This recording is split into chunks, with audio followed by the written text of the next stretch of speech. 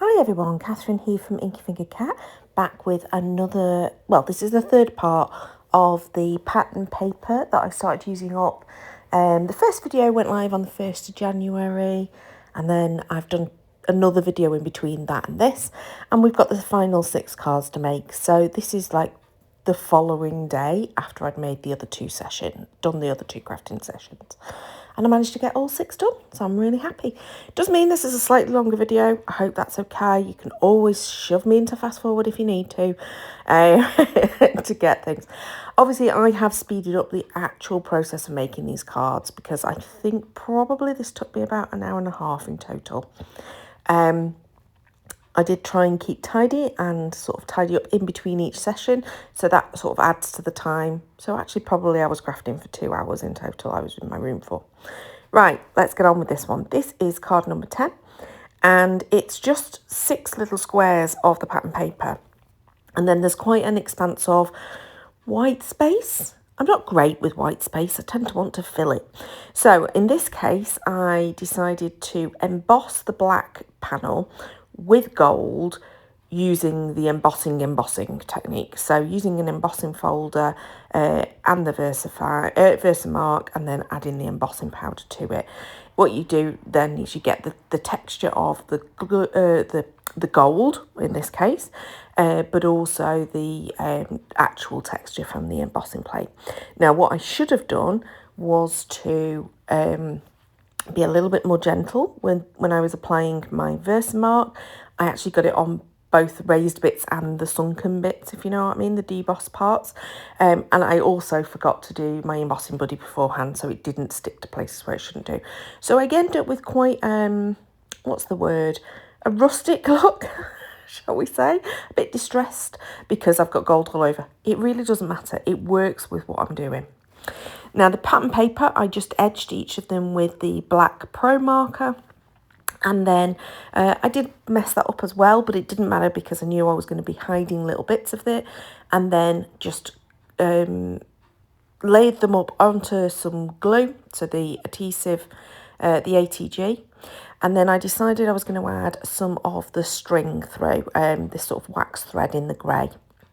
It was still on my desk from the previous session, and I think I used it a couple of times on these cards, and I think I do. So I'm adding it through the holes that I've punched using the crocodile, and I just thread it through a couple of times, I think. Yeah, I went through with two lots, and that just gives something for my little robots to sort of like hang around in. So for those that don't know, there are 2 videos, as I mentioned earlier. The first video is the whole me cutting apart the pattern papers. Kendra's card challenge is a challenge where you use 6 pieces of pattern paper. She gives you the cutting guides, and then she gives you some card sketches, and then you follow along and just do your own thing with it. I've chosen a whole load of quite neutral coloured papers. So a lot of mine have got black and crumb cake as the base colour, but there are a couple with a teal in, so there are a few that are a bit different. Now, I've added my sentiment. I've used ones that were already done for this particular one, and then just added my little robots. The robots and all of the images I'd also pre-coloured. So this one, the second one, which is card number 11, it's with the teal base. And I decided that I was actually going to add quite a bit of teal to this one. So let's start with the base panel. Obviously, there's a matte and layer. What I did when I was cutting them out, and a bit of a tip is there's quite a few layers to some of the cards. So when they matte and lay them, is to gut the cardstock. Preserves your cardstock. Means you've got more pieces for later. Nobody will know underneath. So this one, I decided that I was going to use the robots again, but this time the robots that I stamped within a stamp image. So that's a Carabel Studios, which unfortunately is a craft company no longer with us, unfortunately, because lots of issues with copyright, etc. And Chinese firms just putting them out of business, basically. So really sad, but I have this stamp that I have used quite a few times. over the years, and it's just a really plain stamp, and then you just put whatever images you want within it, and I think it works really well. And this time, instead of fussy cutting the actual stamped edge, I'm just using my Pro Marker to kind of colour in the bits that would be indented on the perforation edge, and it works. It's quicker and easier than fussy cutting, I promise you. As I say, I decided I would add quite a bit more teal. So I've taken my Bermuda Bay pens, and I've decided that I'm going to create like a little bit of an ombre kind of vignette kind of thing around the little robots, just to add that colour in. Now, the colour isn't an exact match because I actually don't know where that teal cardstock came from, because I can't remember where I've got it from. I actually think it might have been Alex Siberia, but I could have been wrong. But yeah, I basically decided that this would still bring it in a little bit more. And again, I add more of that teal colour in a different way in a minute. Anyway, I was saying the background. So the background, I decided to just emboss. And I embossed it with the kind of knit type. I actually don't know what it's called, but it was a Spellbinders embossing folder that I got from when I bought my Spellbinders machine. So just plain and simple, didn't do any inking or anything along those lines. But this is where I decided I didn't want these panels of the text to be quite as plain and cream and bright as they were. So I've just lightly added the Bermuda Bay ink to them. Just a little bit patchy, but I think it works quite well. And I think it goes well to sort of bring in the colour of those stamped images that I've now added that Bermuda Bay into the background of those. I think it just all coordinates quite nicely. So I did, when I was putting those bits together, I did unfortunately go overlap with my adhesive, and because I'm not going to stick my card toppers to card blanks at this point in time, I didn't want them getting stuck where they shouldn't be, so I did just add a bit of scrap. And then I glued my stamps down and those layers down all flat, didn't bother with any dimension at this point. The sentiment, I have run out of birthday sentiments that are already done, basically, so I need to do that. That's absolutely top of my priority list, and I said that in the last video, I think. I really need to go and do that. In fact, that might be what I do for the rest of the day, is go through all of my scraps and just do sentiments, and then I've got them ready. I hate this where you have to faff around doing a sentiment at the last second on your card. It's so annoying. So at least I did at that point stamp 2 of them. So I've got 2 for this little crafting session. But you'll see I do end up having to bring it back out again and stamp it again, I think, a couple of times maybe. I matted that one onto the black so that it was in keeping with all of the other layers. And then this is where I'm deciding where to put it. And at first I put a little bit of foam adhesive on the right hand side, but it was too deep and it just didn't look right. It was kind of on a weird wonky angle. So I lifted it back up and took the foam adhesive off, and then just used a couple of pieces of cardstock scraps just on that right hand edge, and it just lifts it enough to be slightly more level, because those stamps are above like multiple layers. It just looks better that way.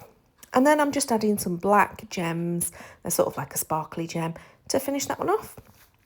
Now, it wouldn't be me if I didn't throw a Christmas card in there. And this one had got no pattern paper that was specific to anything. And I just thought, I wonder. So I didn't at the very beginning. I was going to do the same kind of little tray of the elements that I've got off to the left-hand side. I was going to use those.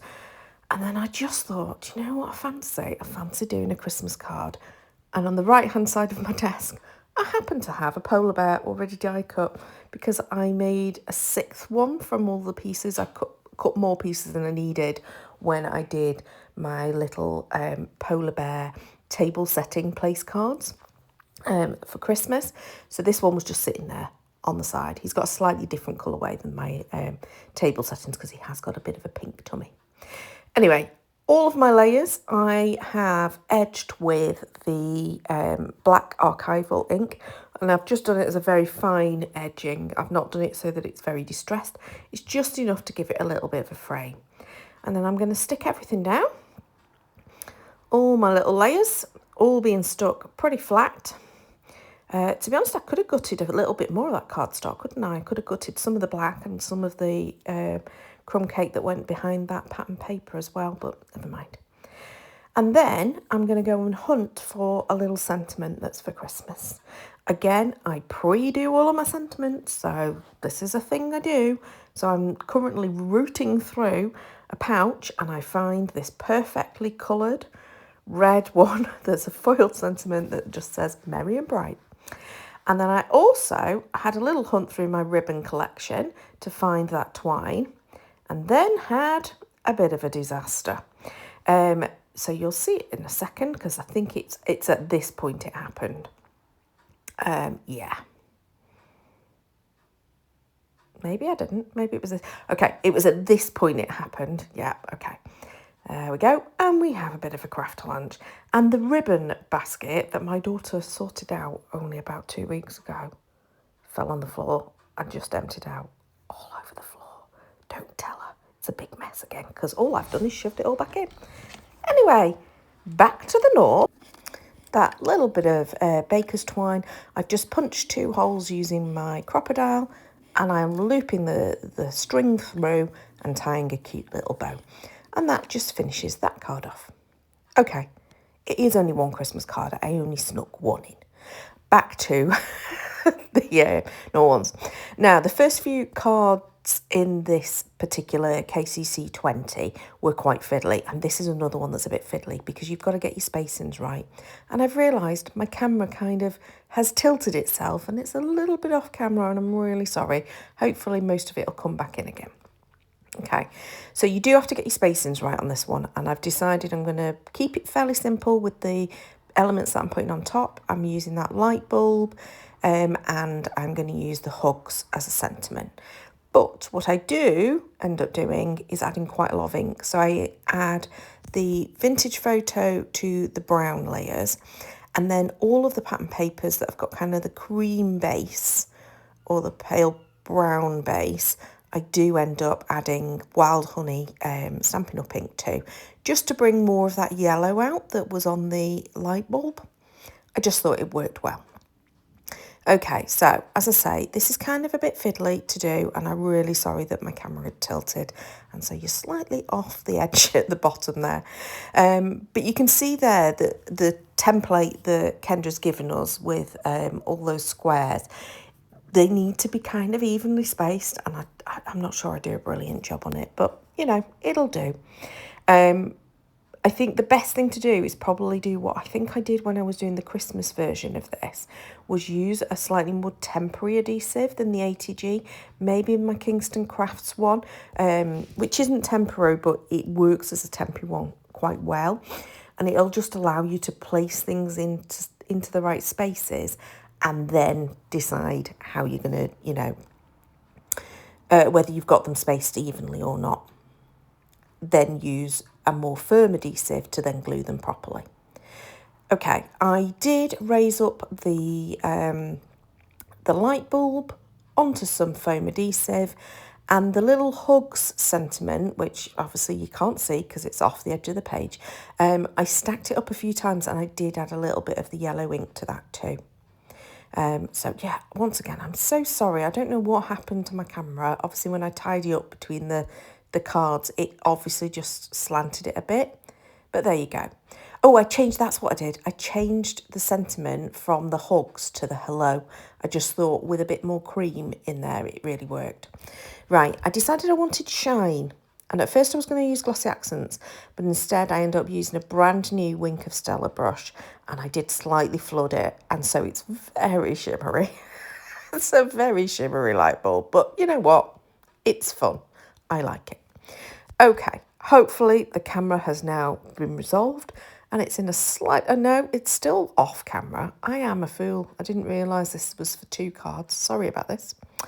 Okay, this one requires these kind of strips going at a sort of strange diagonal.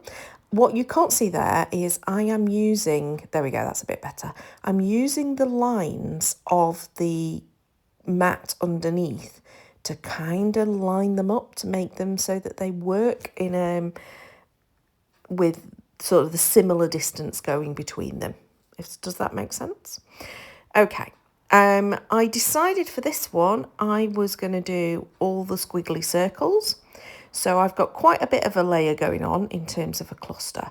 But I also decided, a little bit like that one earlier, I'm going to bring more of the teal in. This one has got just that teal matte layer, which you can see off to the left-hand side. So I decided to bring more of the teal in.